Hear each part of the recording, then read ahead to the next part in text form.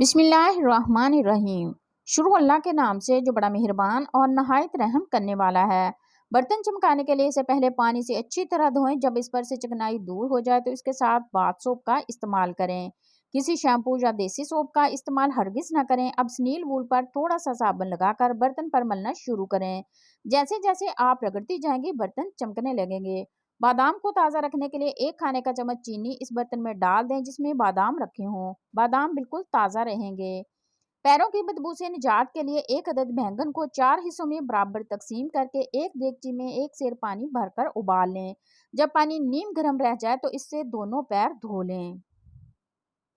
इस अमल को एक हफ्ते तक पाबंदी से करने से पैरों की बू हमेशा के लिए खत्म हो जाएगी।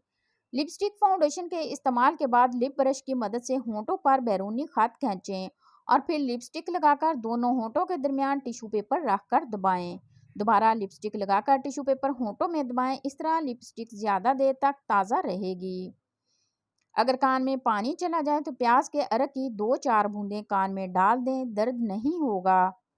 अगर कुहनी पर मैल जम गई हो तो लींबू काट कर इसके आधे हिस्से में कुहनी रख कर लींबू को घुमाएं। इससे कुहनी का तमाम मैल और मुर्दा खलियात साफ हो जाएंगे। अगर होंठों पर स्याही या नीलाहट आ गई हो तो लींबू और ग्लिसरीन इस्तेमाल करें। इससे होंठों की स्याही दूर हो जाएगी। मोटापा दूर करने के लिए गर्म पानी में शहद मिलाकर पिएं। इससे जिस्म की बढ़ी हुई चर्बी दूर हो जाती है। अगर मुंह में कोई जख्म ना होने के बावजूद भी मुंह से बदबू आए तो समझ लें कि ये मैदे में खराबी की वजह से है। अगर खाना खाने के बाद फल खाए जाएं तो दांतों पर मैल नहीं जमता। हाथों पैरों में पसीना आने की सूरत में 3 माशे फटकड़ी एक छटाक पानी में हल करके हाथों पैरों के तलवों में लगाएं। पसीना आना बंद हो जाएगा। चेहरे और गर्दन पर झुर्रियों के खात्मे के लिए रोजाना 10 मिनट तक जैतून या रोगने बादाम का मसाज करें और जिल्द की मुनासबत से अच्छे साबुन से धो लें। पसीने की बदबू से बचने के लिए पानी में चंद कतरे लींबू का अर्क डालकर नहाने से पसीने की बदबू खत्म हो जाएगी। जोड़ों के दर्द के लिए अगर आप सुबह नहार मुंह 3 से 4 अखरोट के दाने खा लें तो बहुत जल्द आराम मिल जाएगा। एक गिलास पानी में 2 चम्मच सिरका मिलाकर सब्जी पर छिड़कने से सब्जी देर तक तरोताज़ा रहती है और जरासीम भी मर जाते हैं। प्याज काटते वक्त आंखों से पानी निकलने और जलन से बचने के लिए अपने करीब मोमबत्ती जला लें।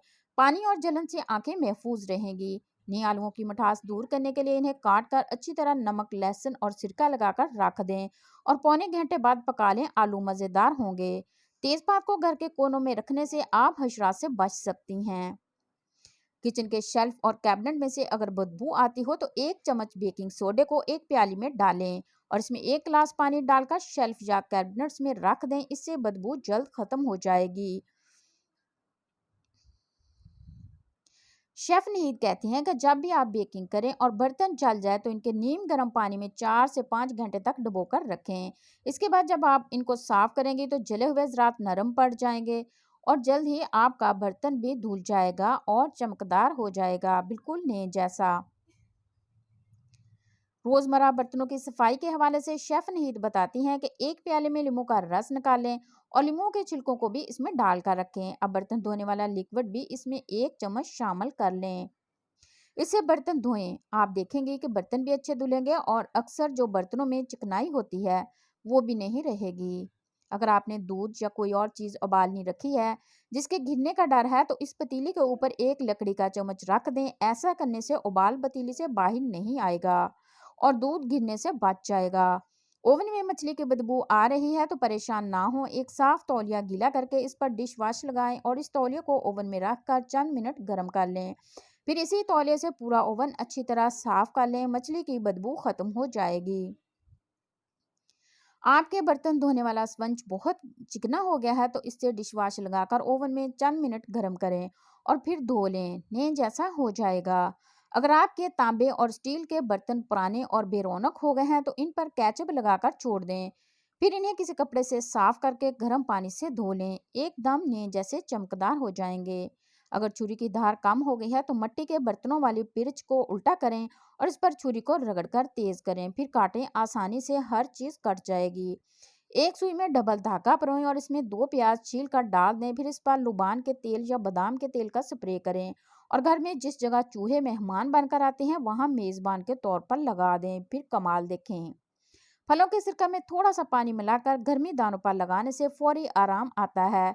दिन में 1 से 2 मरतबा ज़रूर लगाएं। वीडियो अच्छी लगी हो तो वीडियो को लाइक करें, चैनल पर नए हैं तो चैनल को सब्सक्राइब कर दें और प्यारे प्यारे कमेंट करें। शुक्रिया।